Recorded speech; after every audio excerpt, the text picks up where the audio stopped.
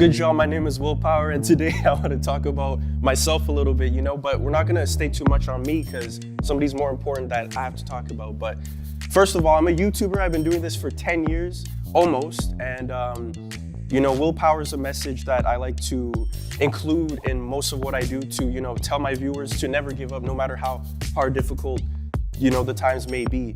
And with YouTube, it took a lot of failures. There's a lot of learning lessons, but it took a while to succeed on YouTube.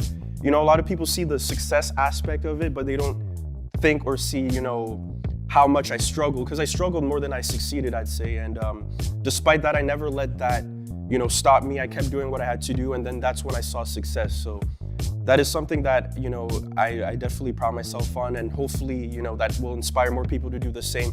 Not just in YouTube, but in no matter what they may be going through, And I kind of branched out of YouTube and started doing music, like 5 years ago, but it's up until recently that, one of the albums I've been working on is almost done, and I'm gonna be putting that out soon. So YouTube, music, entertainment, I still produce and stuff like that, but at the end of the day, the message of willpower is what I hope, will transcend and keep on going and inspire people to not give up and remind people that where there's a will, there's a way. And there's always a way with willpower.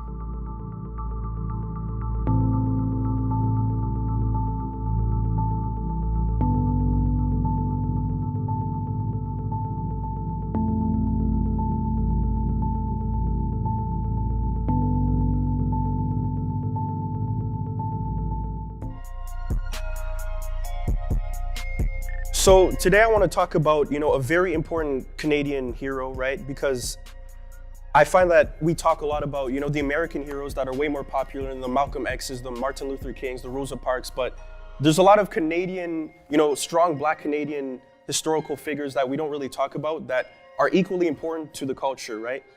In their respects. So today I want to talk about, Fred Christie.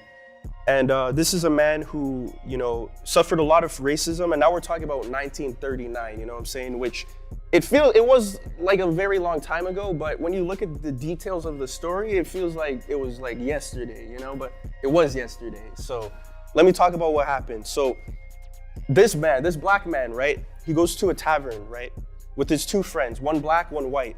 And he's used to going to this tavern or this bar, right? Tavern is bar, in old lingo, but I'm gonna say bar now so you know exactly what I'm talking about. They go to this bar, right? And he orders drinks. And for whatever reason, they decide that they don't want to serve him because he's Black. And, upset, who wouldn't be upset about that? So he was very upset, and he said, no, I have the money right here, puts the money on the table, and they still didn't want to serve him. So he ends up calling the police. And as the police arrive at the scene, they decide not to do anything about it. And very frustrated, he later on goes to sue the tavern for $200, which doesn't sound like a lot of money to sue for, but again, back in 1939, that's a lot of money. And him and his lawyer, they argued that the tavern, the bar, they breached their liquor license, which is supposed to serve anyone, any customer that is willing to pay and, get some beer. And they didn't do that. So not only did he get only $20 in damages, but they kind of, they countered that, and they said that no, they didn't have to serve you. They didn't have to serve anyone. So this ends up, fast forward a little bit, this ends up going to the Supreme Court. And in the Supreme Court, they hear his case. He says that, I was willing to pay. I didn't make a fuss. I didn't make a scene. They didn't want to, serve me alcohol because I'm Black. And then the Supreme Court heard his case, but unfortunately, he lost. And they argued that, with freedom of commerce, no tavern, no bar is obligated to serve anyone, whether they be Black or whatever. And this is a very significant case, in my opinion, because this is a telltale sign of where Canada aided, or, the system aided and abetted racism, and it just covert racism, right? And this is something that's very significant. The fact that he fought not once, but twice. It goes to the Supreme Court. They hear his case at the highest level, and they say no, They basically said, yeah, there was racism, but it's okay.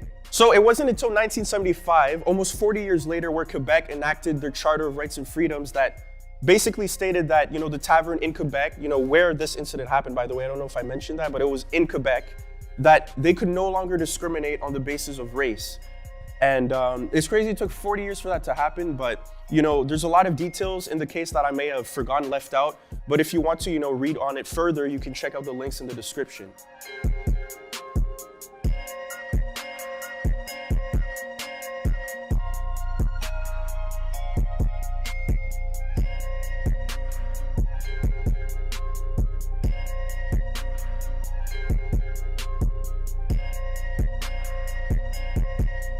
Good morning, McTavish. I'm your host, Hamayo. I'm Joey.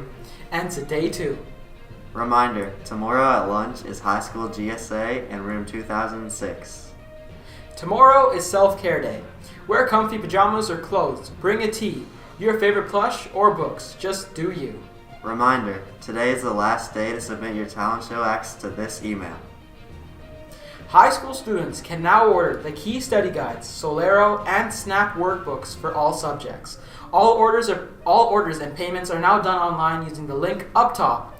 Orders can be placed until February 25th. Books will be delivered to the school the week after Teachers' Convention. MyPass is an Alberta education service that allows high school students to have direct access to their educational information. We would like all high school students to get signed up. They need to email Mrs. Weatherby from their personal email addresses, and we will email them back with the directions on how to get signed up. This will allow students to track their graduation progress. Now to sports. For the sports today, in Gym A, we got 8L, and in Gym B, we got 8M. In the varsity gym, it's going to be the grade 11s and 12s. Have a great day, McTavish. Student council meeting Thursday at lunch in room 1608 to discuss the upcoming talent show. Anyone interested in joining the Women's Right group who attended last week is encouraged to join our Google Classroom on top. Happy birthday to Colton, Gwenna, Caden, Tridon, Joshua, Jay Rylena. And now, here's a fun fact.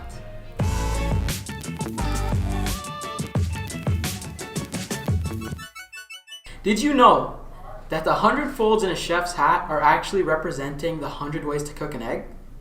I mean, that's a lot of protein.